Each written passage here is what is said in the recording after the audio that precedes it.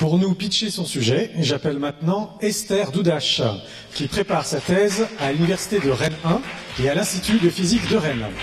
Sa thèse porte sur les propriétés radiatives des gaz à très haute température, application à la caractérisation d'exoplanètes dans l'infrarouge. Esther, à toi pour le signal. Notre étoile, le Soleil, n'est pas seul à compter des planètes. Les astronomes pensent que la Voie lactée contient plus de planètes que des étoiles. Selon eux, il existe au moins 100 milliards d'exoplanètes rien que dans notre galaxie. Jusqu'ici, on a surtout détecté des Jupiters chauds, ainsi dénommés car ce sont des planètes géantes et gazeuses comme Jupiter, mais très très chauds, jusqu'à 2000 degrés, car elles sont rôties par leur étoile. En fait, elles orbitent aussi près de leur étoile qu'elles peuvent fêter des nouvelles années tous les 4 jours. Et c'est notre chance, car à chaque éclipse, la lumière de l'étoile traverse l'atmosphère de la planète et les télescopes capturent une sorte d'empreinte. C'est ce qu'on appelle un spectre d'absorption. Malheureusement, ces spectres sont terriblement complexes, plein d'informations et du coup, illisibles. Imaginons qu'on veut identifier des personnes dans un groupe seulement en regardant le rond. Pas possible. Dans ma thèse, je cherche à savoir quelles molécules sont présentes dans ces atmosphères chaudes. En fait, je voudrais montrer qu'en plus de méthane, il y a des autres hydrocarbures qui impliquent sur la structure thermique de la planète. Pour ça, j'ai étudié mes molécules une par une. Et comme des exoplanètes sont à distance astronomique et donc inatteignables, je recrée les conditions de leur atmosphère dans mon laboratoire.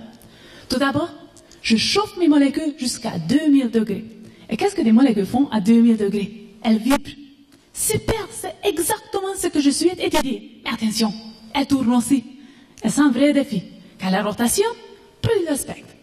Comme si on voulait identifier des personnes dans un boîte de nuit qui dansent sur la musique au rythme endiablé. Comme il s'agisse dans tous les sens, l'image c'est flou. Cependant, si on calme le rythme, les danseurs tournent moins vite, et voilà, on capture des images claires.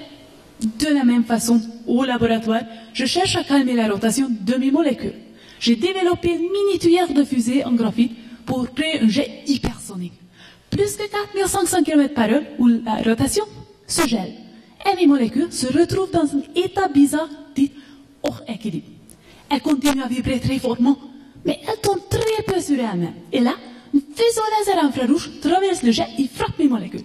Toutes comme la lumière de l'étoile et traverse les atmosphères de l'exoplanète. Ensuite, j'enregistre mon spectre, une signature propre à chaque molécule. Mes données expérimentaires servent à construire des spectres simulés. Et en parvenant à faire coïncider des signatures de spectres simulés avec des signatures de spectres observés des exoplanètes, nous en saurons plus sur les molécules dans les atmosphères de Jupiter chaud, sur le climat de cet astre, et donc ce sont de premiers pas pour trouver la vie extraterrestre. Merci beaucoup Esther.